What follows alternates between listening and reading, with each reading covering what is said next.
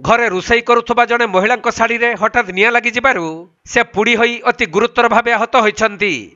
अति गुरुतर होइथिबा महिला जनक हेले बालेश्वर जिला सोर ब्लॉक महुमुहाण पंचायत गोविंदपुर ग्रामर मंजुलता पात्र, जहाँकि मंजुलता आज सकाळे चुली रे रुसई करुवा बेले तांको अजाणतरे हठात शाढ़ी रे निआं लगी जाइथिला। तेणु तांको अति गुरुतर अवस्था परिवार लोक मैंने तुरंत सोर डाक्तरखाना को आनिथिले मध्य तांकर अवस्था अति संकटापन्न थिबारु पुणी तांको कटक बड़ मेडिकल को स्थानांतरित करा जाइछि।